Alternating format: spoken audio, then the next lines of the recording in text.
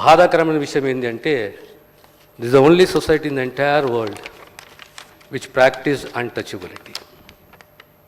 This the only society in the entire world which practiced untouchability. Because I hail from that communities. ఆ బాధ, ఆ అవమానము నాకు బాగా తెలుసు అధ్యక్ష. ఎంత చదువుకున్నా, ఎంత నిబద్ధత ఉన్నా, ఎంత స్ఫూర్తిని తీసుకున్నా మహనీయులు గాంధీజీ, అంబేద్కర్ అయినా ఏదో ఒక జాగల వివక్ష తప్పదు. మనిషి ఆత్మగౌరవంతో బతకాలనుకుంటాడు అధ్యక్ష. The most important character in an individual is self respect. ఆ సెల్ఫ్ రెస్పెక్ట్ నేర్చుకున్నది బాబాసాహెబ్ ద్వారా అధ్యక్ష. ఈ వివక్షను, అస్పృశ్యను వ్యతిరేకించింది గాంధీజీ, బాబాసాహెబ్. విద్య, ఉద్యోగ, రాజకీయ, సామాజిక రంగాల్లో సమానత్వం కోసం రిజర్వేషన్ కల్పించిన గొప్ప ఆలోచన బాబాసాహెబ్. రాజ్యాంగంలో వివిధ ఆర్టికల్ ద్వారా విద్య, ఉద్యోగ చట్టసభలో ఎస్సీ, ఎస్టీ రిజర్వేషన్ చట్టబద్ధత కల్పించారు అధ్యక్ష.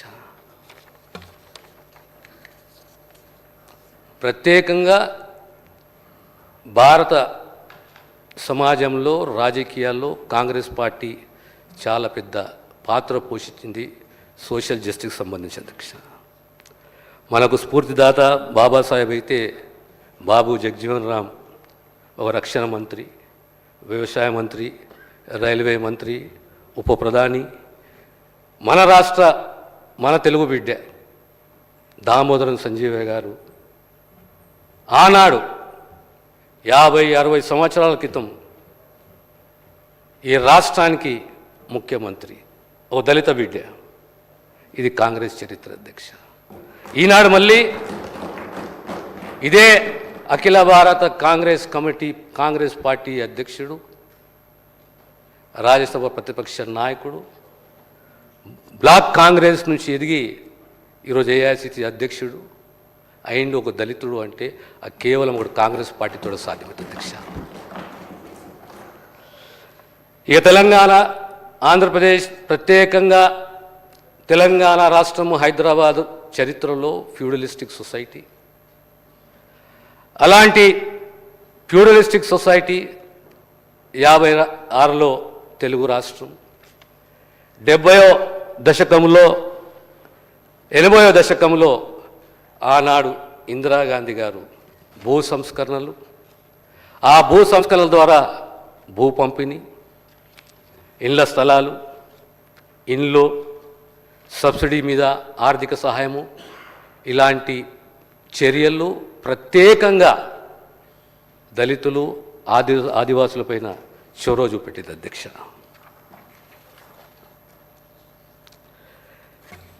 డెబ్బై 6 సంవత్సరాలు 1950.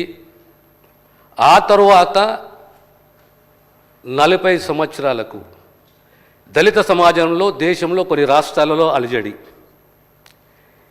ఈ అలజడి ఏంటి అంటే అభద్రత, అసహనం,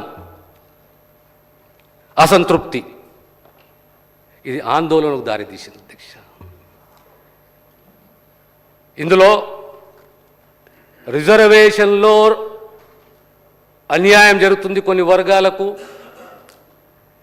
సమతుల్యాన్ని పాటించాలి, అన్ని రంగాలలో సమగ్రంగా అభివృద్ధి చెందాలి ఈ వర్గాలు అని మొట్టమొదటి రాష్ట్రము దేశంలో పంజాబ్ రాష్ట్రం.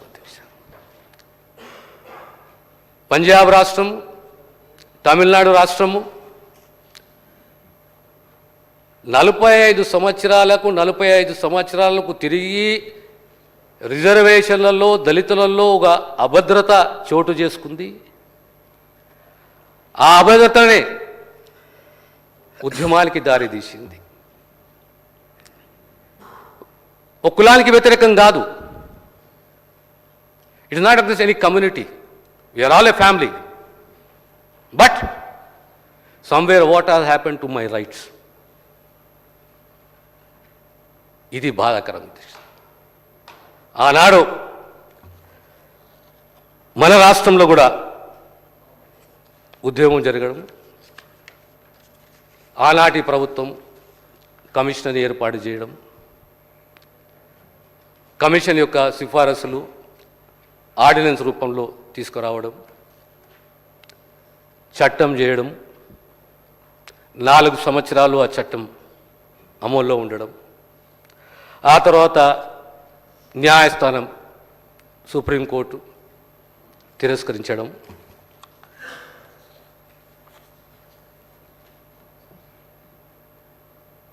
రాజశేఖర రెడ్డి గారు ముఖ్యమంత్రి అయిన తర్వాత ఇదే అసెంబ్లీ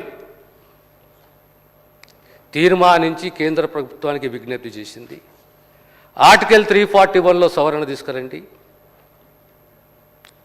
తద్వారా ఈ వర్గాలకు న్యాయం చేయొచ్చు, ఓ కమిషన్ ఏర్పాటు చేయండి, ఆ కమిషన్ రిపోర్ట్ సబ్మిట్ చేయండి. రాష్ట్ర ప్రభుత్వం కోరిన మేరకు ఆనాడు 2007 ఆనాడు ఉషా మేరా కమిషన్ ఏర్పాటు చేయడం అధ్యక్ష.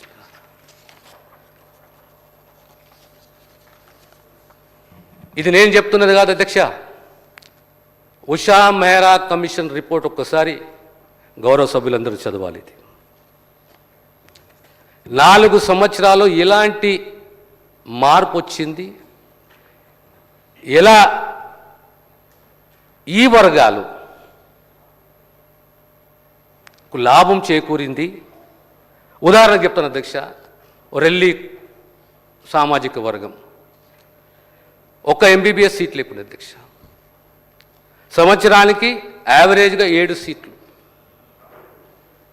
అదే మాదిగా కులం ఉపకులాలు సంవత్సరానికి అడిషనల్గా 30 సీట్లు.